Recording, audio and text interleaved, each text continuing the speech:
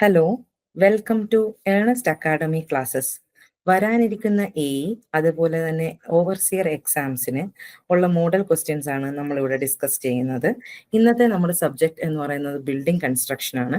ഇതിലെ തന്നെ രണ്ട് ടോപ്പിക്സ്, അതായത് ബ്രിക്ക് മേസൺറി ആൻഡ് ആർച്ചസ്, ഇതിലെ രണ്ട് ടോപ്പിക്സിലെ ക്വസ്റ്റ്യൻസ് ആയിരിക്കും നമ്മൾ ഇന്ന് ഡിസ്കസ് ചെയ്യാൻ പോകുന്നത്. എക്സാമിനെ സംബന്ധിച്ചിടത്തോളം, അതുപോലെ തന്നെ ഓവർസിയർ എക്സാമിനെ സംബന്ധിച്ചിടത്തോളം ബിൽഡിംഗ് കൺസ്ട്രക്ഷൻ എന്ന് പറയുന്നത് വളരെ ഇമ്പോർട്ടൻ്റ് ആയിട്ടുള്ള ഒരു ഏരിയ ആണ്. അതുകൊണ്ട് തന്നെ വളരെ നന്നായിട്ട് പഠിച്ചാൽ ഈ ടോപ്പിക്സിലെ ക്വസ്റ്റ്യൻസ് വളരെ ഈസിയായി നമുക്ക് സ്കോർ ചെയ്യാൻ പറ്റുന്നതായിരിക്കും. ഓക്കെ, അപ്പൊ നമുക്ക് സ്റ്റാർട്ട് ചെയ്യാം. First question: wetting of brick for a sufficient time before actually using in construction does not help in which of the following? Option A: help adhesion with mortar. B: removal of dust, sand and dirt. C: prevents suction of water from the mortar. And D: reduces the mortar thickness. Okay, അപ്പൊ നമ്മൾ construction പർപ്പസിന് വേണ്ടി brick use ചെയ്യുന്നതിന് മുമ്പേ ഒരു ടാങ്കിനകത്ത് ബ്രിക്കിനെ എടുത്ത് dip ചെയ്യാറുണ്ട്. അപ്പൊ ഇതിനകത്ത് തന്നിരിക്കുന്ന ഓപ്ഷനിൽ ഏതാണ് നമുക്ക് കറക്റ്റ് അല്ലാത്തത് എന്നാണ് ചോദിച്ചിരിക്കുന്നത്. അപ്പം അങ്ങനെ ബ്രിക്ക് ഈ ടാങ്കിൽ വെള്ളത്തിൽ മുക്കിയിടുന്നത്, ബ്രിക്ക് വാട്ടറിനകത്ത് മുക്കിയിടുമ്പോൾ ബ്രിക്കിന്റെ dust, obviously dust and dirt remove ആവും. അതുപോലെ തന്നെ മോട്ടറിലുള്ള വെള്ളം ബ്രിക്ക് വലിച്ചെടുക്കുന്നത് വളരെയധികം കുറയുകയും ചെയ്യും. അപ്പം നമ്മുടെ ഓപ്ഷൻസ് അനുസരിച്ച് ഏതായിരിക്കും ആൻസർ ആയിട്ട് വരാൻ സാധ്യത? Yes, the answer is reduction on the mortar thickness. Brick വെള്ളത്തിനകത്ത് ഇടുന്നത് കൊണ്ട് മോട്ടാർ തിക്നെസ്സിന് ഒരു ഡിഫറൻസും നമുക്ക് വരുത്താൻ പറ്റത്തില്ല. So that is the answer. Next question: single Flemish bond consist of A: Flemish bond facing and English bond backing in each course. B: stretcher bond facing and double Flemish bond backing in each course. Double Flemish bond facing and header bond backing in each course. D: English bond facing and double Flemish bond backing in each course. ഈ ക്വസ്റ്റ്യനെ കുറിച്ച് അറിയണമെങ്കിൽ നമുക്ക് basic ആയിട്ട് English ബോണ്ടും Flemish ബോണ്ടും തമ്മിലുള്ള difference അറിയണം. അപ്പോൾ Flemish bond എന്ന് പറഞ്ഞാൽ ഈ ഓരോരോ ലെയേഴ്സിനെയാണ് നമ്മൾ കോഴ്സസ് എന്ന് പറയുന്നത്. അപ്പൊ ഇത് ഫസ്റ്റ് കോഴ്സ് ആണെങ്കിൽ ഇത് സെക്കൻഡ് കോഴ്സ് ആണ്. അപ്പൊ ഒരു ഫ്ലെമിഷ് ബോണ്ട് ആയിരിക്കുമ്പോൾ ഫസ്റ്റ് കോഴ്സിൽ നമ്മൾ സ്ട്രക്ചർ വെക്കുകയാണ്. ഫ്ലെമിഷ് ബോണ്ട് എന്ന് പറയുമ്പോൾ ഒരു കോഴ്സിൽ തന്നെ ഓൾട്ടർനേറ്റ് ആയിട്ട് സ്ട്രക്ചറും ഹെഡറും ഫിറ്റ് ചെയ്യുന്ന ബോണ്ടിനെയാണ് നമ്മൾ ഫ്ലെമിഷ് ബോണ്ട് എന്ന് പറയുന്നത്. അപ്പോൾ ഫസ്റ്റ് കോഴ്സ് നോക്കൂ, സ്ട്രക്ചർ ഉണ്ട്, ഹെഡർ ഉണ്ട്, സ്ട്രക്ചർ ഉണ്ട്. നെക്സ്റ്റ് കോഴ്സ് വരുമ്പോൾ വീണ്ടും ഹെഡർ, സ്ട്രക്ചർ, ഹെഡർ. സോ ഓരോ എല്ലാ കോഴ്സുകളിലും സ്ട്രക്ചറും ഹെഡറും ഉണ്ടായിരിക്കും. അപ്പൊ ആ ടൈപ്പ് ബോണ്ടിനെയാണ് നമ്മൾ എന്ത് പറയുന്നത്? ഫ്ലെമിഷ് ബോണ്ട് എന്ന് പറയുന്നത്. ഈ ഫ്ലെമിഷ് ബോണ്ടിന്റെ പ്രത്യേകത എന്ന് പറയുന്നത് അത് ഈസ്തെറ്റിക്കലി വളരെ ഗുഡായിട്ടുള്ള ഒരു ബോണ്ടാണ്. ഇനി ഇംഗ്ലീഷ് ബോണ്ട് എന്ന് പറയുന്നതാണ് ഏറ്റവും കോമൺ ആയിട്ടുള്ള ബോണ്ട്. അതുപോലെ തന്നെ ഏറ്റവും സ്ട്രോങ്സ്റ്റ് ആയിട്ടുള്ളതും ഇംഗ്ലീഷ് ബോണ്ട് തന്നെയാണ്. അപ്പൊ ഇവിടെ ഓരോ കോഴ്സുകൾ നോക്കിക്കഴിഞ്ഞാൽ ഇതൊരു കോഴ്സും ഇത് രണ്ടാമത്തെ കോഴ്സും ആണെങ്കിൽ, ഒരു കോഴ്സ് നോക്കൂ, എല്ലാ ബ്രിക്കുകളും സ്ട്രക്ചറിലാണ് ലേ ചെയ്തേക്കുന്നത്. അടുത്ത കോഴ്സ് വരുമ്പോൾ എല്ലാ ബ്രിക്കുകളും ഹെഡറിലാണ് ലേ ചെയ്തേക്കുന്നത്. അപ്പൊ ഇതാണ് ഇത് തമ്മിലുള്ള ഡിഫറൻസ്. അപ്പം ഫ്ലെമിഷ് ബോണ്ട് എന്ന് പറഞ്ഞാൽ, ഫ്ലെമിഷ് ബോണ്ട് തന്നെ രണ്ട് തരത്തിലുണ്ട്. സിംഗിൾ ഫ്ലെമിഷ് ബോണ്ടും ഉണ്ട്, ഡബിൾ ഫ്ലെമിഷ് ബോണ്ടും ഉണ്ട്. അപ്പൊ ഇനി ഈ നമ്മളൊരു ഒരു വാളിൽ നോക്കുകയാണെങ്കിൽ നമുക്ക് നേരിട്ട് കാണാൻ പറ്റുന്ന ആ പോർഷനെയാണ് നമ്മൾ ഫേസ് എന്ന് പറയുന്നത്. അതിന്റെ ബാക്ക് സൈഡിനെ നമ്മൾ ബാക്ക് എന്നും ആണ് പറയുന്നത്. അപ്പൊ ഈ രണ്ട് പോർഷനിലുള്ള മെറ്റീരിയലിനെ നമ്മൾ ഫേസിങ് അല്ലെങ്കിൽ ബാക്കിംഗ് എന്ന് പറയും. ഇതിനിടയ്ക്കുള്ള മെറ്റീരിയലിനെ നമ്മൾ ഹേർട്ടിങ് എന്നാണ് പറയുന്നത്. അപ്പൊ നമ്മുടെ ക്വസ്റ്റ്യൻ അനുസരിച്ച് എന്തായിരുന്നു? ഫ്ലെമിഷ് ബോണ്ടിൽ എന്താണ്, സിംഗിൾ ഫ്ലെമിഷ് ബോണ്ടിൽ എന്താണുള്ളതെന്നാണ് ക്വസ്റ്റ്യൻ. അപ്പൊ സിംഗിൾ ഫ്ലെമിഷ് ബോണ്ടിലാണെങ്കിൽ ഫേസിങ്ങിൽ ഫ്ലെമിഷ് ബോണ്ടും ബാക്കിങ്ങിൽ ഇംഗ്ലീഷ് ബോണ്ടുമാണ്. അതേസമയം ഡബിൾ ഫ്ലെമിഷ് ബോണ്ടിലാണെങ്കിൽ ഫേസിങ്ങിലും ഫ്ലെമിഷ് ബോണ്ടാണ്, ബാക്കിങ്ങിലും ഫ്ലെമിഷ് ബോണ്ടാണ്. So the answer will be single Flemish bond consists of Flemish bond facing and English bond backing in each course. Next question. For constructing 100 mm thick partition wall, it is preferable to use A. Structure bond, B. Flemish bond, C. Header bond, D. Garden bond. ഒരു 10 അല്ലെങ്കിൽ 100 mm തിക്ക് partition വാളിൽ ഏത് ബോണ്ടാണ് നമ്മൾ prefer ചെയ്യുന്നത്? അപ്പോൾ ഒരു ബോണ്ടിൽ ആകെ സ്ട്രക്ചറുകൾ മാത്രം വെക്കുകയാണെങ്കിൽ ആ ബോണ്ടിനെയാണ് നമ്മൾ എന്ത് പറയുന്നത്, സ്ട്രക്ചർ ബോണ്ട് എന്ന് പറയുന്നത്. ഓരോ കോഴ്സുകളും നോക്കൂ, എല്ലാം സ്ട്രക്ചർ ഫേസിലാണ് ലേ ചെയ്തേക്കുന്നത്. അപ്പൊ ഈ ബോണ്ടിനെ നമ്മൾ എന്ത് പറയും? സ്ട്രക്ചർ ബോണ്ട് എന്ന് പറയും. അതുപോലെ തന്നെ ഇനി ഒരു കോഴ്സിൽ ഹെഡർ മാത്രം ഫിറ്റ് ചെയ്യുകയാണെങ്കിൽ, ഓരോ കോഴ്സിലും ഹെഡറുകൾ മാത്രമാണ് ഉള്ളതെങ്കിൽ, ഇപ്പൊ ഇത് ഫസ്റ്റ് കോഴ്സ് എടുത്താലും സെക്കൻഡ് കോഴ്സ് എടുത്താലും ഇനി തേർഡ് കോഴ്സ് എടുത്താലും ഫുൾ ഫിഗറിൽ ഫുൾ വാളില് ഹെഡറിനെ മാത്രമേ നമുക്ക് കാണാൻ പറ്റുന്നുണ്ടെങ്കിൽ ആ ടൈപ്പ് ബോണ്ടിനെയാണ് നമ്മൾ എന്ത് പറയുന്നത്? ഹെഡർ ബോണ്ട് എന്ന് പറയുന്നത്. ഇനി ഈ ഹെഡർ ബോണ്ട് എന്ന് പറയുന്നത് വളരെ വീക്കസ്റ്റ് ആയിട്ടുള്ള ഒരു ബോണ്ട് കൂടെയാണ്. ഇനി നോക്കാം നമുക്ക് ഗാർഡൻ വാൾ ബോണ്ട്. ഗാർഡൻ വാൾ ബോണ്ട് എന്ന് പറയുന്നത് ഇംഗ്ലീഷ് ബോണ്ടിലും ഉണ്ട്, അതേപോലെ തന്നെ ഫ്ലെമിഷ് ബോണ്ടിലും ഉണ്ട്. ഇംഗ്ലീഷ് ബോണ്ടിലാണെങ്കിൽ ഒരു കോഴ്സ് ഹെഡർ ലേ ചെയ്ത് കഴിഞ്ഞാൽ ഒന്നിൽ 3 അല്ലെങ്കിൽ 5 കോഴ്സുകൾ സ്ട്രക്ചർ കഴിഞ്ഞിട്ട്, ഇത് സ്ട്രക്ചർ ആണ്, ഇത് സ്ട്രക്ചർ കോഴ്സാണ്, ഇതും സ്ട്രക്ചർ കോഴ്സാണ്, ഒന്നിൽ 3 അല്ലെങ്കിൽ 5 സ്ട്രക്ചർ കോഴ്സുകൾ കഴിഞ്ഞിട്ടേ അടുത്ത ഒരു കോഴ്സ് ഹെഡർ വരുള്ളൂ. അങ്ങനെയുള്ള ബോണ്ടുകളെയാണ് ഇംഗ്ലീഷ് ഗാർഡൻ വാൾ ബോണ്ട് എന്ന് പറയുന്നത്. ഇനി ഫ്ലെമിഷ് ഗാർഡൻ വാൾ ബോണ്ട് ആണെങ്കിലോ ഓരോ കോഴ്സുകളിലും, അതായത് ഇത് ഫസ്റ്റ് കോഴ്സ്, ഇത് സെക്കൻഡ് കോഴ്സ്, ഇത് തേർഡ് കോഴ്സ് ആണെങ്കിൽ ഓരോ കോഴ്സുകളിലും ഒരു ഹെഡർ ലേ ചെയ്ത് കഴിഞ്ഞിട്ട് ഇത് സ്ട്രക്ചർ, ഇത് സ്ട്രക്ചർ, ഇത് സ്ട്രക്ചർ, വീണ്ടും ഹെഡർ. അതായത് ഒരു ഹെഡർ കഴിഞ്ഞിട്ട് 3 അല്ലെങ്കിൽ 5 സ്ട്രക്ചർ ഇട്ടിട്ടാണ് അടുത്തതായി ഒരു ഹെഡർ കോഴ്സ് ചെയ്യുന്നത്. അത് ഓരോ കോഴ്സുകളിലും അങ്ങനെയായിരിക്കും. അപ്പൊ ഈ കോഴ്സ് കഴിഞ്ഞ് നെക്സ്റ്റ് സെക്കൻഡ് കോഴ്സ് നോക്കിയാലും ഒരു ഹെഡർ കഴിഞ്ഞിട്ട് 1, 2, 3 സ്ട്രക്ചർ കഴിഞ്ഞിട്ടാണ് അടുത്ത ഹെഡർ. അപ്പൊ അങ്ങനെ നോക്കുമ്പോൾ ഓരോ കോഴ്സുകളിലും നമ്മൾ ഹെഡറും സ്ട്രക്ചറും ഓൾട്ടർനേറ്റ് ആയിട്ട് ലേ ചെയ്യുന്ന കോഴ്സിനെയാണ് എന്ത്? ഫ്ലെമിഷ് ഗാർഡൻ വാൾ ബോണ്ട് എന്ന് പറയുന്നത്. So the question is, for constructing 100 mm thick partition wall, what is the which is preferably used? So the answer is yes, structure bond. Fourth question, for 1 meter cube of brickwork, the number of bricks required is option A 500, B 400, C 450, D 560. നമ്മൾ സാധാരണ ബ്രിക്കിന്റെ dimension എത്രയാണ്? 20x10x10. So its volume is 2000. And for 1 meter cube, that is 1 meter is 100 centimeter. അങ്ങനെ വരുമ്പോൾ 100 into 100 into 100, that is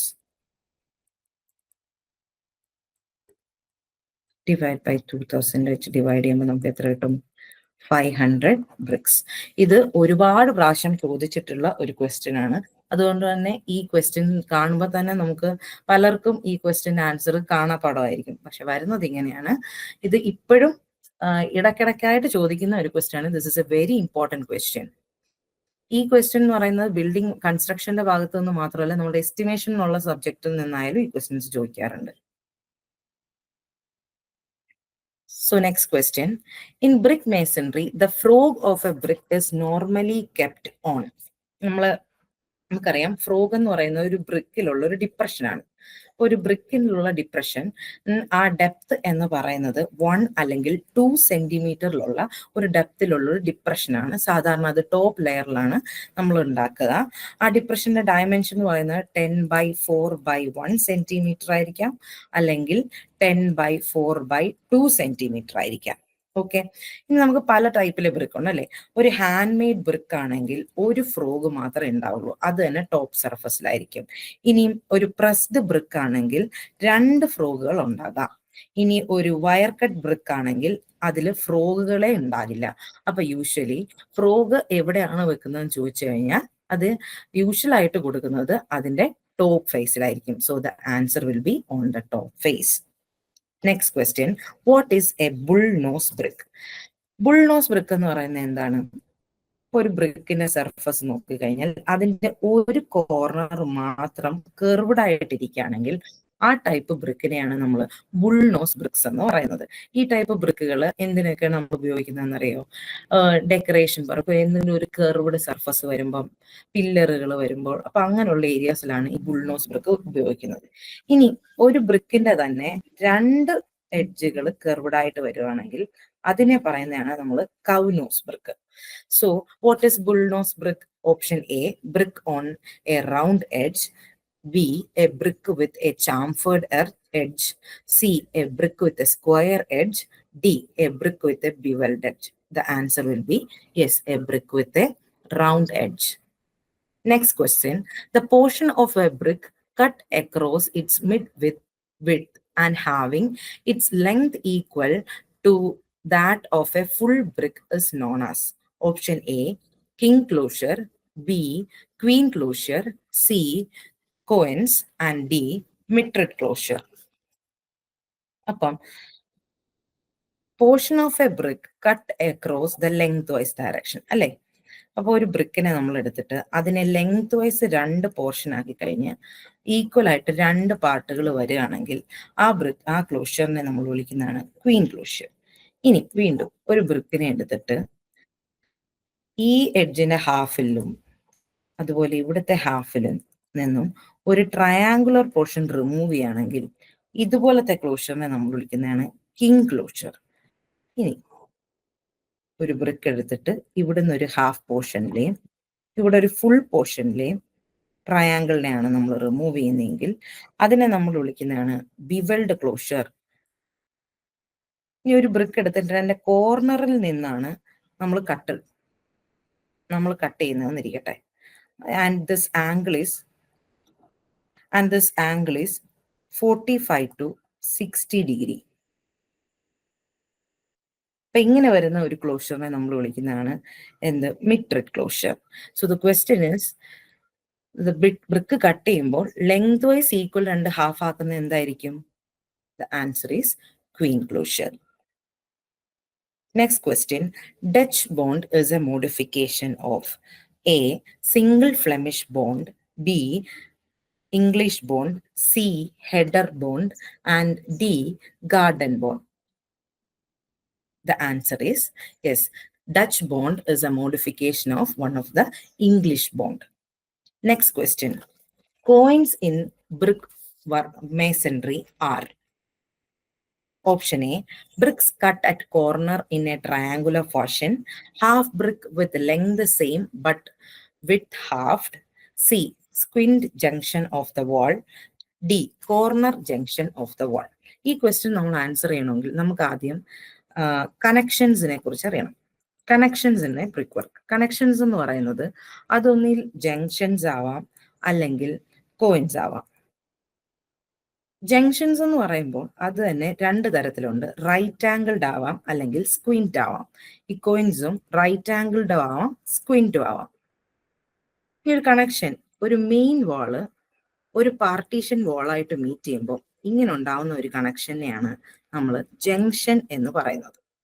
അതേസമയം ഒരു corner വാൾ ആണെങ്കിൽ ഒരു 2 വാളുകൾ നമ്മൾ മീറ്റ് ചെയ്യുമ്പോൾ ഇതേപോലൊരു കണക്ഷനാണ് ഉണ്ടാവുന്നതെങ്കിൽ അതിനെയാണ് നമ്മൾ കോയിൻസ് എന്ന് പറയുന്നത്. ഓക്കെ, ഈ കണക്ഷനിൽ തന്നെ ഇത് പെർപെൻഡിക്കുലർ ആയിട്ടാണ് ഇരിക്കുന്നതെങ്കിൽ, പെർപെൻഡിക്കുലർ ആയിട്ടുള്ള ഒരു കണക്ഷൻ ആണെങ്കിൽ അതെന്തായിരിക്കും? റൈറ്റ് ആംഗിൾഡ് കണക്ഷൻസ് ആയിരിക്കും. അപ്പൊ സ്ക്വന്റ് കണക്ഷൻസ് എന്തായിരിക്കും? പെർപെൻഡിക്കുലർ അല്ലാത്ത കണക്ഷൻസ് ആയിരിക്കും. So by the questions, quoins in brick masonry are, answer എന്താണ്? Yes, corner junctions of the wall. Next question.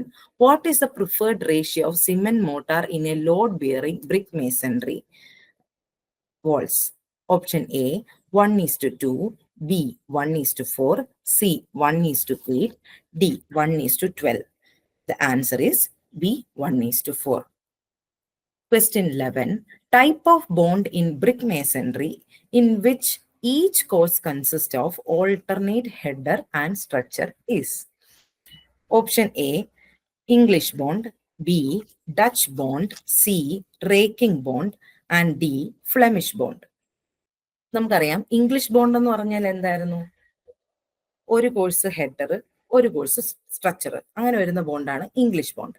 ഇനി ഡച്ച് ബോണ്ട് എന്ന് പറയുന്നത് എന്തിന്റെ ഒരു മോഡിഫിക്കേഷൻ ആയിരുന്നു? അതെ, ഇംഗ്ലീഷ് ബോണ്ടിന്റെ ഒരു മോഡിഫിക്കേഷൻ ആയിരുന്നു. ഫ്ലെമിഷ് ബോണ്ട് എന്ന് പറഞ്ഞാൽ എന്താണ്? ഓരോ കോഴ്സുകളും ഹെഡറും സ്ട്രക്ചറുകളും വരും. ഇനി റേക്കിംഗ് ബോണ്ട് എന്ന് പറയുന്നത് എന്താണെന്ന് അറിയാമോ? റേക്കിംഗ് ബോണ്ട് എന്ന് പറയുന്നത് നമ്മുടെ ഒരുപാട് തിക്നെസ് ഉള്ള ബ്രിക്കുകൾക്ക് ഒരുപാട്.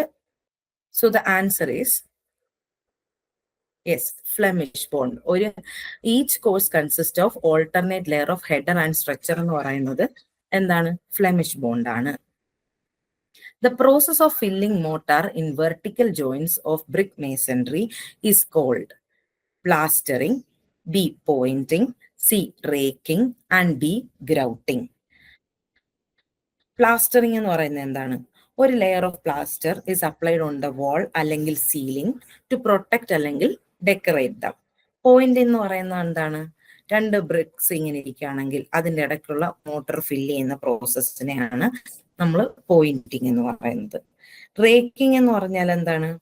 റേക്കിംഗ് എന്ന് പറയുന്നത് നമ്മൾ ബ്രിക്ക് മേസൺറിക്കകത്ത് ഉള്ള ഒരു ബോണ്ടിങ്ങിനകത്ത് ഉള്ള ടോപ്പിക്കാണ്. അപ്പം റേക്കിംഗ് എന്ന് പറയുന്നത് ആക്ച്വലി ഒരു തിക്കറായിട്ടുള്ള വാളുകൾക്ക് സ്റ്റെബിലിറ്റി കിട്ടാൻ വേണ്ടിയുള്ള ഒരു ടൈപ്പ് മെത്തേഡ് ഓഫ് ലേയിങ് ആണ്. റേക്കിംഗ് തന്നെ 3 തരത്തിലുണ്ട്. ഒന്ന് ഹെറിംഗ് ബോണ്ട്. ഹെറിംഗ് ബോണ്ട് എന്ന് പറയുമ്പോൾ നമ്മൾ ഒരു central line of the wall എടുത്തിട്ട് അവിടുന്ന് 2 ഡയറക്ഷനിലോട്ടും 45 ഡിഗ്രി ഇൻക്ലിനേഷനിൽ ബ്രിക്കുകളെ ലേ ചെയ്യുകയാണെങ്കിൽ അതാണ് ഹെറിംഗ് ബോണ്ട്. അടുത്തതെന്ന് പറയുന്നത് ഡയഗണൽ ബോണ്ടാണ്. അത് അതിന്റെ കോർണറിൽ നിന്ന് തന്നെ 45 ഡിഗ്രി ഇൻക്ലിനേഷനിൽ ബ്രിക്ക് ലേ ചെയ്ത് പോവുകയാണെങ്കിൽ അത് ഡയഗണൽ ബോണ്ടും. ഇനി സിഗ്സാഗ് ഫാഷനിലാണ് നമ്മൾ ലേ ചെയ്യുന്നതെങ്കിൽ അത് സിഗ്സാഗ് ബോണ്ട് എന്നും പറയാറുണ്ട്. ഇനി അപ്പൊ ഗ്രൗട്ടിംഗ് എന്താണ്? Construction technique where the fluid is injected in to the gaps അല്ലെങ്കിൽ വോയിഡ്സ് അല്ലെങ്കിൽ സ്പേസസ് ഇൻ എ സ്ട്രക്ചർ. അതാണ് ഗ്രൗട്ടിംഗ് എന്ന് പറയുന്നത്. അപ്പം filling mortar in the vertical joints ഏതായിരിക്കും? Yes, the answer is pointing. Next question, termination of wall in a stepped fashion. A. toothing, B. raking, C. buttress, and D. A and B. ഇത് നമ്മൾ അറിയണമെങ്കിൽ termination of വാൾ എത്ര തരത്തിൽ നമുക്ക് ചെയ്യാൻ ഒക്കുമെന്ന് അറിയാം. അപ്പൊ ടെർമിനേഷൻ എന്ന് പറയുന്നത് 2 തരത്തിലാണുള്ളത്. ഒന്നുകിൽ ടൂത്തിങ് അല്ലെങ്കിൽ റേക്കിംഗ്. ടൂത്തിങ് എന്ന് പറഞ്ഞാൽ ഓരോ ഓൾട്ടർനേറ്റ് കോഴ്സുകളും പ്രൊജക്ട് ചെയ്തിരിക്കുന്ന കോഴ്സിങ് ടെർമിനേഷനെയാണ് നമ്മൾ ടൂത്തിങ് എന്ന് പറയുന്നത്. ഇത് ഓരോരോ കോഴ്സുകളാണ്. ഇത് ഫസ്റ്റ് കോഴ്സ്, ഇത് സെക്കൻഡ് കോഴ്സ്, ഇത് തേർഡ് കോഴ്സ്, ഇത് ഫോർത്ത് കോഴ്സ് ആണെങ്കിൽ അതിൽ ഓൾട്ടർനേറ്റ് കോഴ്സുകൾ പ്രൊജക്ട് ചെയ്തിരിക്കും ടൂത്തിങ്. ഇനി ഒരു ടെർമിനേഷൻ ഒരു സ്റ്റെപ്പ്ഡ് ഫാഷനിലാണ് നമ്മൾ ടെർമിനേറ്റ് ചെയ്യുന്നത്. ഒരു വാളിന്റെ കൺസ്ട്രക്ഷൻ ടെർമിനേറ്റ് ചെയ്ത് ഒരു സ്റ്റെപ്പ്ഡ് ഫാഷനിലാണെങ്കിൽ അതിനെയാണ് നമ്മൾ റേക്കിംഗ് എന്ന് പറയുന്നത്. ഇനി ഒരു വാള് ഒരു ലെങ്തി ആയിട്ടുള്ള ഒരു വാളാണ് ഇവിടെ ഇരിക്കുന്നതെന്ന് ഇരിക്കട്ടെ. അപ്പൊ അതിനെ സപ്പോർട്ട് ചെയ്യാൻ റീറ്റൈനിങ് വാൾ എന്ന് സപ്പോർട്ട് ചെയ്യാൻ ഇതേപോലെ ട്രയാങ്കുലർ സപ്പോർട്ടുകൾ നമ്മൾ കൊടുക്കാറുണ്ട്. ഇപ്പൊ റീറ്റൈനിങ് വാൾസിലൊക്കെ കൊടുക്കാറില്ലേ, ഫൗണ്ടേഷനിൽ കൊടുക്കാറുണ്ട്, അബട്ട്മെന്റ്സിൽ കൊടുക്കാറുണ്ട്. അപ്പൊ അങ്ങനത്തെ സപ്പോർട്ടുകളെയാണ് നമ്മൾ ബട്ട്രസ് എന്ന് പറയുന്നത്. So the answer is raking. Good brick bond strength should have a lap length of. Lap length എത്ര വേണം എന്നാണ് ചോദിച്ചേക്കുന്നത്. ലാപ്പ് എന്ന് പറഞ്ഞാൽ എന്താണ്? The horizontal distance between the vertical ജോയിന്റുകൾ അല്ലെ. അപ്പൊ സക്സസീവ് കോഴ്സിലെ വെർട്ടിക്കൽ ജോയിന്റുകൾ തമ്മിലുള്ള ഗ്യാപ്പിനെയാണ് നമ്മൾ ലാപ്പ് എന്ന് പറയുന്നത്. അപ്പം ഒരു ബ്രിക്കിന്റെ ഡയമെൻഷൻ 20 ആണെങ്കിൽ ഒരു ഗുഡ് ബോണ്ടിന് വേണ്ടി 1/4 the length of the brick ആണ് നമ്മൾ ലാപ്പ് ലെങ്ത് പ്രൊവൈഡ് ചെയ്യുന്നത്. അപ്പോൾ 1/4 of 20 is 5 centimeter. So the answer is 5 centimeter. Next question, which is the joint parallel to the face of the wall? Option A, cross joint, B, bed joint, C, wall joint, and D, none. So the joint which is parallel to the wall. To note this, നമ്മൾ എന്തിനെ കുറിച്ച് അറിയണം? ജോയിന്റ്സിനെ കുറിച്ച് അറിയണം. അപ്പോൾ ഒരു horizontal layer of joint in which the masonry units are laid ആ ലെയറിനെ, അപ്പൊ ഒരു horizontal layer in which masonry units lay ചെയ്യുന്ന ആ ജോയിന്റിനെയാണ് നമ്മൾ പറയുന്നത് ബെഡ് ജോയിന്റ്. അതായത് നമ്മൾ ബ്രിക്ക് കൊണ്ട് ഇങ്ങനെ വെക്കുന്ന ആ ഹൊറിസോണ്ടൽ ലെയർ, അതാണ് ബെഡ് ജോയിന്റ്. ഈ ബെഡ് ജോയിന്റ് അല്ലാത്ത എല്ലാ ജോയിന്റുകളെയും സാധാരണ നമ്മൾ ക്രോസ് ജോയിന്റ് എന്ന് പറയാറുണ്ട്. പക്ഷേ വാളിന് പാരലായിട്ടുള്ള ജോയിന്റിൽ നമ്മൾ പറയുന്നത് വാൾ ജോയിന്റ് എന്നാണ്. So the answer is wall joint. The portion of the brick cut across the width is called A. Closure, B. Bed, C. Half brick, and D. Bat. അപ്പൊ നമുക്കറിയാം നമ്മൾ മുമ്പ് എങ്ങനെയായിരുന്നു, ബ്രിക്ക് ഇങ്ങനെ വെച്ചിട്ട് ലെങ്ത് വൈസ് രണ്ടായിട്ട് cut ചെയ്തു. അപ്പൊ നമുക്ക് എന്ത് കിട്ടി? ക്ലോഷർ കിട്ടി. അപ്പൊ ഇനി ബ്രിക്ക് ഇങ്ങനെ വെച്ചിട്ട് ഇങ്ങനല്ല, അതിന്റെ പെർപെൻഡിക്കുലർ ഡയറക്ഷനിൽ കട്ട് ചെയ്യാലോ. ഇങ്ങനെ പെർപെൻഡിക്കുലർ ഡയറക്ഷനിൽ കട്ട് ചെയ്യാലോ. അതിനെയാണ് നമ്മൾ എന്ത് പറയുന്നത്? ബാറ്റ് എന്ന് പറയുന്നത്. ബാറ്റ് തന്നെ ഒരു ബ്രിക്കിന്റെ ഹാഫില് തന്നെ കട്ട് ചെയ്യുകയാണെങ്കിൽ അതിനെ ഹാഫ് ബാറ്റ് എന്ന് പറയും. ഇനി ഒരു ബ്രിക്കിന്റെ 3/4 പോർഷനിലാണ് ഇവിടെ ബാക്കിയുള്ളതെങ്കിൽ 3/4 ബാറ്റ് എന്ന് പറയും. സോ അപ്പൊ അങ്ങനെ ബാറ്റുകൾ. ഇനി എന്താണ് നമ്മുടെ ക്വസ്റ്റ്യൻ അനുസരിച്ച് the portion cut across the width എന്ന് പറയുന്നത് എന്തായിരിക്കും? The answer will be bat. Bed എന്ന് പറയുന്നത് എന്താണ്? Horizontal layer in which the brick is placed, അതാണ് bed. Okay. Next question. A bullnose brick is not used for a rounding of the sharp corner, B pillar, C decoration purpose, D arches. നമ്മൾ പറഞ്ഞാണ് bullnose brick എന്ന് പറഞ്ഞാൽ ഒരു corner curved ആയിട്ടിരിക്കും അല്ലെ. അത് sharp corner round ചെയ്യാൻ ഉപയോഗിക്കാറുണ്ട്, പില്ലേഴ്സ് ആയിട്ട് യൂസ് ചെയ്യാറുണ്ട്, ഡെക്കറേഷൻ പർപ്പസിന് യൂസ് ചെയ്യാറുണ്ട്, പക്ഷേ ആർച്ചസിന് യൂസ് ചെയ്യാറില്ല. So the answer is arches. Next question match the following ആണ്. ഓപ്ഷൻ എയിൽ കിടക്കുന്ന ബ്രിക്ക് മേസൺറി യൂസ് ചെയ്യുന്ന ഓരോ എക്യുപ്മെന്റ്സും, ബിയിലുള്ളത് അതിന്റെ ഫംഗ്ഷനാലിറ്റിയുമാണ്. അപ്പൊ നമുക്ക് നോക്കിയാൽ അറിയാം. ട്രവൽ എന്തിനാണ് ഉപയോഗിക്കുന്നത്? ട്രവല് ബ്രിക്ക് കട്ട് ചെയ്യാനാണ് നമ്മൾ ഉപയോഗിക്കാറ്. പ്ലംബോബിൽ നിന്ന് നമുക്ക് എന്തറിയാൻ നിൽക്കും? വെർട്ടിക്കാലിറ്റി കണ്ടുപിടിക്കാം. Spirit level horizontality, and line and pin is for alignment. So the option is 4, 1, 2, 3. The answer is A. Next question. What is the connection between a main wall and a partition wall termed as? Connection between ഒരു main വാളും ഒരു partition വാളും തമ്മിലുള്ള connection എന്താണ്? The connection between A main wall and A partition wall is junction. Next question. A bond in which header is placed after several structures. Option A rat trap bond, B facing bond, C diagonal bond, and D brick on edge bond. അപ്പൊ ആദ്യം റാട്രാ ബോണ്ടിന് ഒരു പേരും കൂടെ ഉണ്ട്, Chinese bond. ഇപ്പൊ brick ഒരു vertical പൊസിഷനിലാണ് ലേ ചെയ്യുന്നത്. therefore there will be cavity inside the wall. ആ ടൈപ്പിലെ ഒരു ബോണ്ടാണ് റാട്രാ ബോണ്ട്. ഇനിയും ഫേസിംഗ് ബോണ്ട് എന്ന് പറഞ്ഞാൽ എന്താണ്? ഫേസിംഗ് ബോണ്ടില് പല പല സൈസിലോ പല പല ഷേപ്പിലോ അല്ലെങ്കിൽ പല തിക്നെസ്സിലും ഉള്ള ബ്രിക്കുകളെ നമുക്ക് ഒരുമിച്ച് ലേ ചെയ്ത് ഒരു വാൾ പണിയാൻ പറ്റുന്ന ബോണ്ടാണ് ഫേസിംഗ് ബോണ്ട്. ഇതിനകത്താണ് ഒരു ഹെഡർ ഒരുപാട് സ്ട്രക്ചർ കഴിഞ്ഞിട്ട് പ്ലേസ് ചെയ്യാൻ പറ്റുന്നത്. ഇനി ഡയഗണൽ ബോണ്ട് എന്ന് പറയുന്നത് ഒരു റേക്കിംഗ് ബോണ്ടിന്റെ ഒരു ടൈപ്പാണ്. എങ്ങനെയായിരുന്നു നമ്മൾ പറഞ്ഞതാണ്, ഒരു വാളിന്റെ കോർണറിൽ നിന്ന് 45 ഡിഗ്രി ഇൻക്ലിനേഷനിൽ ലേ ചെയ്യുന്ന ബോണ്ടാണ്. അവിടെ ബ്രിക്കുകൾ എൻഡ് ടു എൻഡ് കണക്ഷനിലാണ് ലേ ചെയ്യുന്നത്. ഇനിയും എന്താണ്? ബ്രിക്ക് ഓൺ എഡ്ജ് ബോണ്ട് എന്ന് പറയുന്നതിന് രണ്ട് പേരും കൂടെ ഉണ്ട്. സിൽവർ ലോക്ക് ബോണ്ട് എന്നും പറയാറുണ്ട്, അതേപോലെ സോൾജിയേഴ്സ് ബോണ്ട് എന്നും പറയാറുണ്ട്.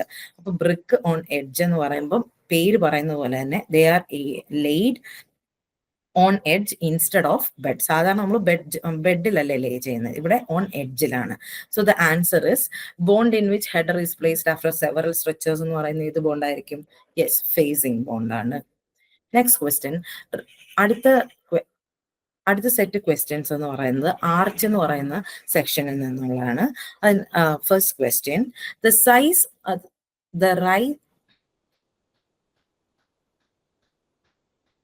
അടുത്ത സെറ്റ് ക്വസ്റ്റ്യൻസ് എന്ന് പറയുന്നത് ആർച്ചസ് എന്ന് പറയുന്ന ടോപ്പിക്കിൽ നിന്നാണ്. First question, the rise of an arch is option A horizontal distance between supports, B vertical distance from the springing line to the highest point of the intrados, C vertical distance from the springing line to the highest point of the extrados, and D thickness of the arch at the crown. Rice of an arch എന്താണെന്നാണ് question. അപ്പം നമ്മുടെ ഒരു arch ഇങ്ങനെ ഇരിക്കുകയാണെങ്കിൽ, ഇതൊരു ആർച്ചിന്റെ section ആണെങ്കിൽ ഇതിന്റെ horizontal ഡിസ്റ്റൻസിനെ നമ്മൾ പറയുന്നത് സ്പാൻ എന്നാണ്. ഈ വെർട്ടിക്കൽ ഡിസ്റ്റൻസിനെയാണ് നമ്മൾ എന്ത് പറയുന്നത്? റൈസ് എന്ന് പറയുന്നത്. റൈസ് എന്ന് പറയുന്നത്. ഓക്കെ, അപ്പം ഈ അണ്ടർ സർഫസിനെ നമ്മൾ ഇൻട്രാഡോസ് എന്നും എക്സ്റ്റീരിയർ സർഫസിനെ നമ്മൾ എക്സ്ട്രാഡോസ് എന്നും പറയുന്നുണ്ട്. വരുന്ന സ്ലൈഡിൽ ഇതിൽ ഒന്നുകൂടെ എക്സ്പ്ലെയിൻഡ് ആയിട്ടുള്ളൊരു സ്ലൈഡ് ഉണ്ട്, അവിടെ നമുക്ക് ഇതിനെ കുറിച്ച് ഡീറ്റെയിൽഡ് ആയിട്ട് ഡിസ്കസ് ചെയ്യാം. അപ്പോൾ ക്വസ്റ്റ്യൻ വെച്ച് നോക്കുമ്പോൾ the rise of an arch is, the answer is the vertical distance from the springing line to the highest point of the intrados. So next question, the architectural element that fills the triangular space between the sides of two adjacent arches is option A spandrel, B hinge, C skewback, and D bowser. Okay, ഈ ക്വസ്റ്റിനെ കുറിച്ച് അറിയണമെങ്കിൽ നമുക്ക് ആർച്ചസിന്റെ technical ടേംസിനെ കുറിച്ച് അറിയണം. അപ്പോൾ ഒരു arch start ചെയ്യുന്ന point, ഇതാ ഈ 2 പോയിന്റ് ആണ് സ്പ്രിങ്ങിങ് പോയിന്റ്. ഓക്കെ, ഈ 2 പോയിന്റിനെ തമ്മിൽ കണക്ട് ചെയ്യുന്ന ഈ ലൈനിനെയാണ് നമ്മൾ എന്ത് പറയുന്നത്? സ്പ്രിങ്ങിങ് ലൈൻ എന്ന് പറയുന്നത്. ഓക്കെ, ഈ ആർച്ച് ഉണ്ടാക്കുന്ന വെഡ്ജ് ഷേപ്ഡ് യൂണിറ്റ്സിനെയാണ്, അതായത് ഇത് 1, 2 താണ്ടി ഈ ഓരോരോ വെഡ്ജ് ഷേപ്പ് യൂണിറ്റ് നമ്മൾ ബൗസേഴ്സ് എന്നാണ് പറയുന്നത്. ഒരു ആർച്ചിന്റെ എക്സ്റ്റേണൽ സർഫസിനെ നമ്മൾ എക്സ്ട്രാഡോസ് എന്നും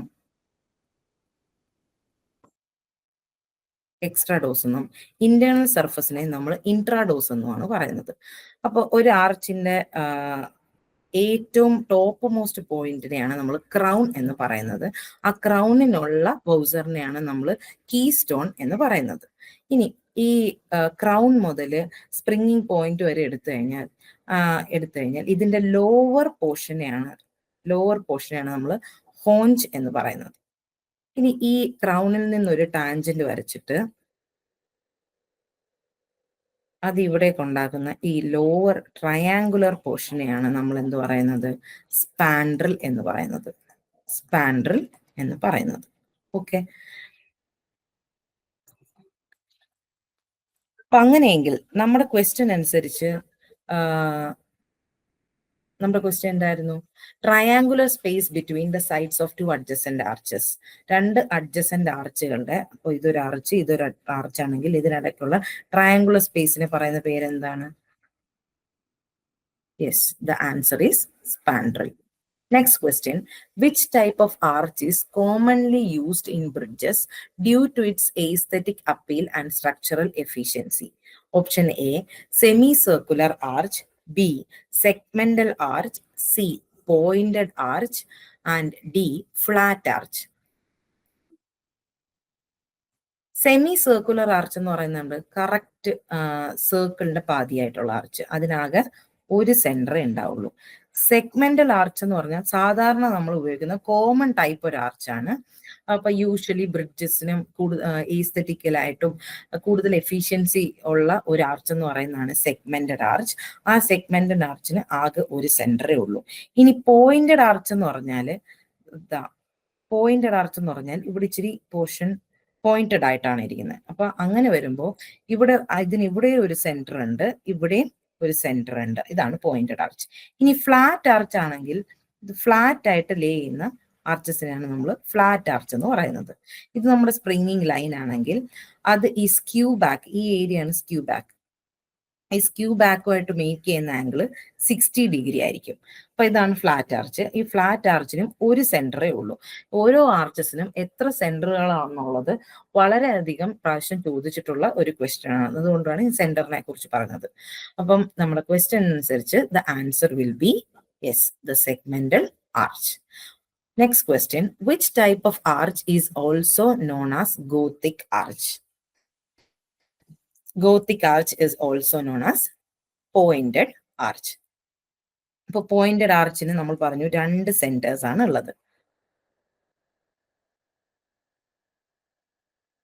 2 സെന്റേഴ്സ് ആണ് പോയിന്റഡ് ആർച്ചിൽ ഉള്ളത്. ഇവിടെ ഒരു സെന്റർ ഉണ്ട്, ഇവിടെ ഒരു സെന്റർ ഉണ്ട്. അപ്പൊ ഇതിനകത്ത് ഒരു ട്രയാങ്കിൾ ഫോം ചെയ്യുകയാണെങ്കിൽ, അതിനകത്തൊരു ട്രയാങ്കിൾ ഫോം ചെയ്യുകയാണെങ്കിൽ, ഇതിനകത്ത് ഈ ട്രയാങ്കിൾ ഇക്വിലാറ്റർ ട്രയാങ്കിൾ ആണ് നമുക്ക് ഫോം ചെയ്യുന്നതെങ്കിൽ അതിനെ പറയുന്ന പേരാണ് equilateral arch.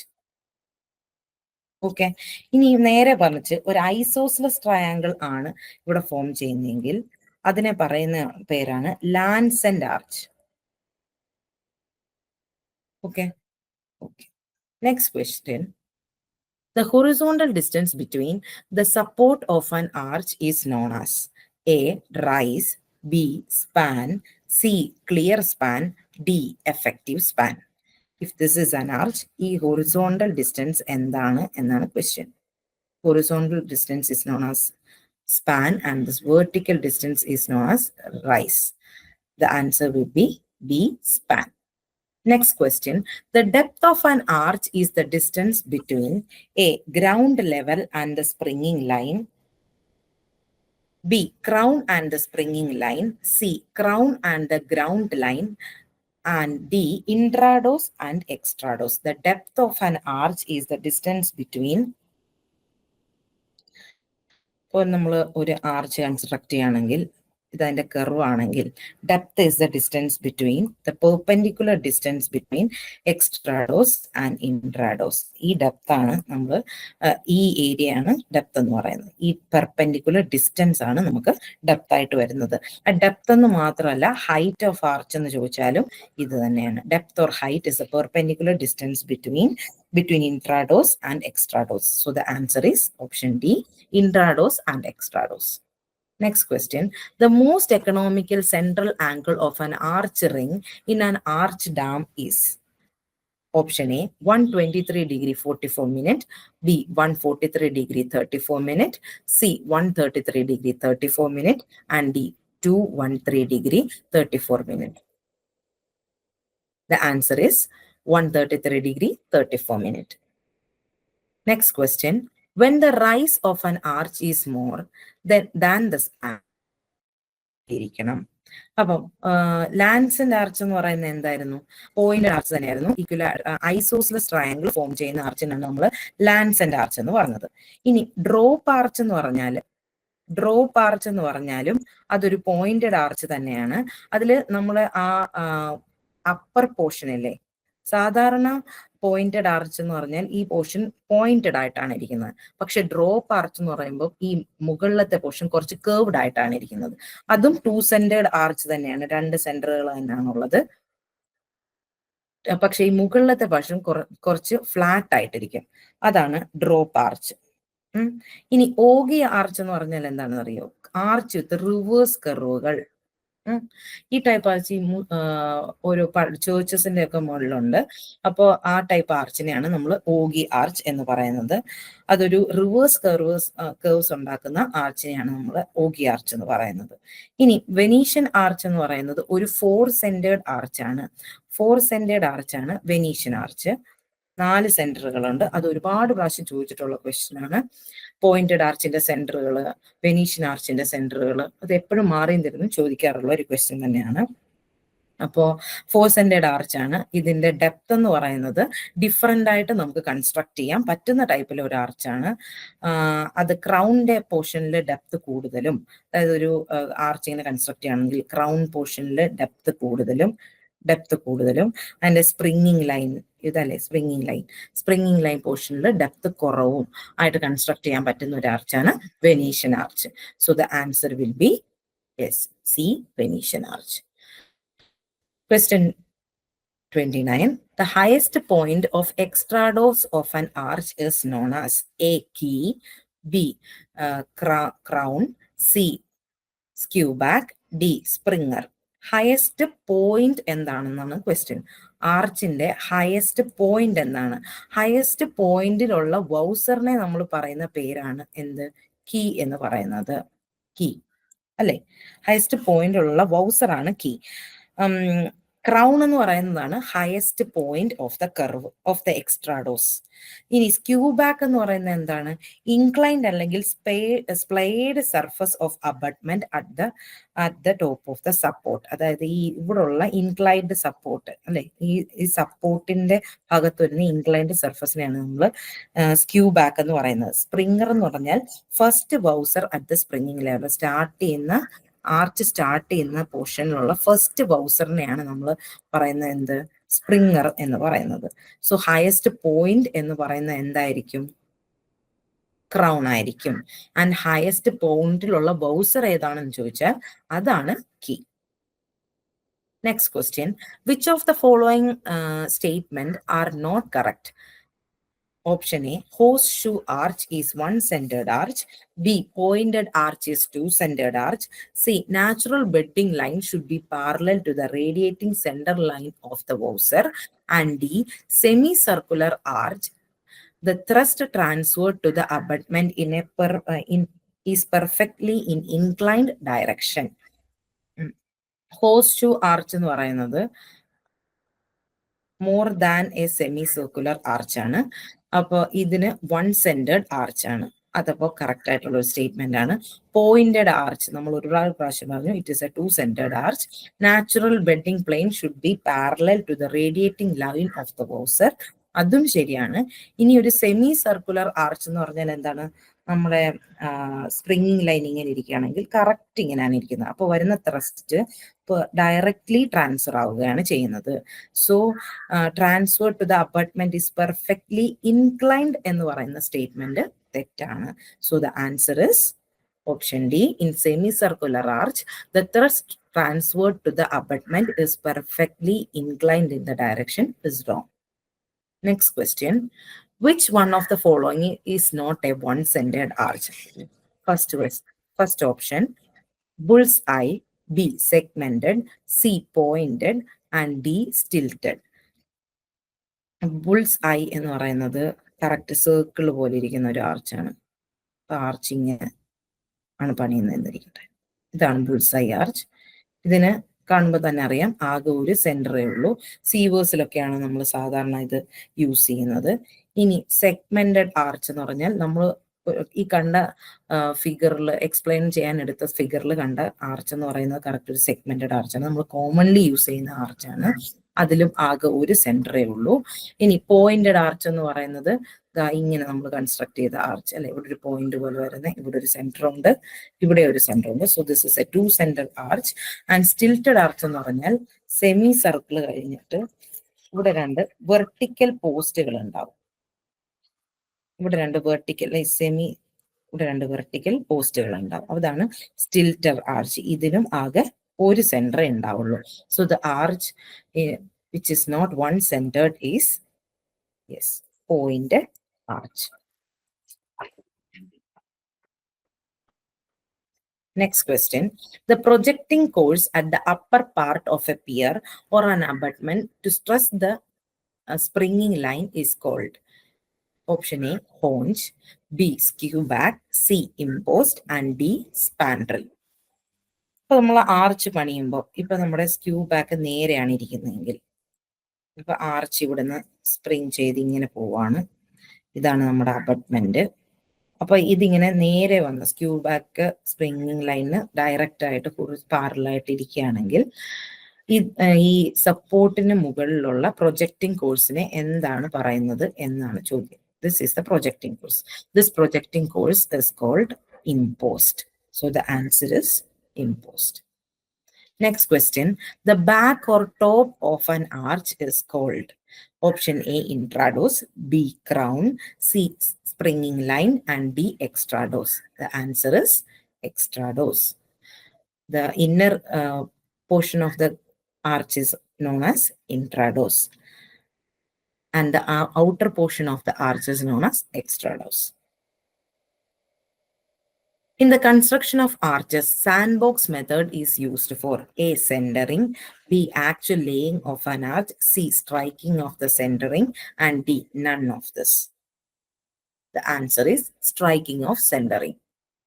Next question, the type of arch generally constructed over a wooden lintel or over a flat arch for the purpose of carrying the load of the wall above. A. Segmental arch, B. Pointed arch, C. Relieving arch, and D. Flat arch. അപ്പൊ നമ്മൾ സാധാരണ ലിൻഡലൊക്കെ provide ചെയ്യുന്ന എന്തിനാണ്? ഇതിന്റെ മുകളിലുള്ള ബോളിന്റെ load എടുക്കാൻ വേണ്ടിയാണ് അല്ലെ? അപ്പൊ ഒരു വുഡൻ ലിൻഡൽ എന്ന് പറയുമ്പോൾ ഒരു വീക്കസ്റ്റ് ആയിട്ടുള്ള ഒരു ലിൻഡലാണ്. അപ്പൊ മുകളിലുള്ള അത്രയും ലോഡ് ചിലപ്പോൾ അതിന് താങ്ങാൻ പറ്റില്ല. അപ്പൊ അങ്ങനെ വരുമ്പോൾ നമ്മൾ ഇതിന്റെ മുകളിൽ ഒരു ആർച്ച് പണിഞ്ഞ് കൊടുക്കും. അതിന്റെ മുകളിലുള്ള ലോഡിനെ എടുക്കാനായിട്ട് ഈ ആർച്ചിന് സാധിക്കും. അങ്ങനെ യൂസ് ചെയ്യുന്നത് ഏത് ആർച്ചാണ്? Yes, the answer is yes, the answer is relieving arch. Next question. An arch may be failed due to option A, uneven settlement of the abutments, B, sliding of bouses, C, crushing of the material, and D, all of the above. Answer is all of the above. Next question. The circular course forming an arch is called A, thickness, B, depth, C, ring, and D, soffit. Thickness എന്ന് മാത്രമല്ല breadth എന്ന് പറഞ്ഞാലും the horizontal distance measured perpendicular to front and back of an arch. ഒരു arch ഇങ്ങനെ ഇരിക്കുകയാണെങ്കിലും അതിന്റെ front പോർഷനും back പോർഷനും തമ്മിലുള്ള ഹൊറിസോണ്ടൽ ഡിസ്റ്റൻസിനെയാണ് നമ്മൾ എന്ത് പറയുന്നത്? ബ്രെഡ്ത്ത് അല്ലെങ്കിൽ തിക്നെസ് എന്ന് പറയുന്നത്.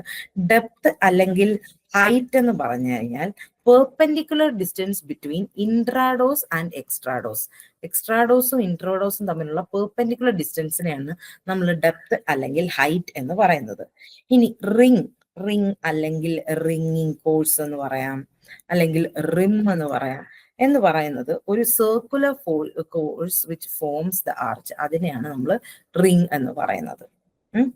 ആൻഡ് നെക്സ്റ്റ് സോഫിറ്റ് എന്ന് പറയുന്നത് ഇന്നൽ അല്ലെങ്കിൽ അണ്ടർ സർഫസ് ഓഫ് ദ ആർച്ചിനെയാണ് നമ്മൾ സോഫിറ്റ് എന്ന് പറയുന്നത്. So the answers yes, ring.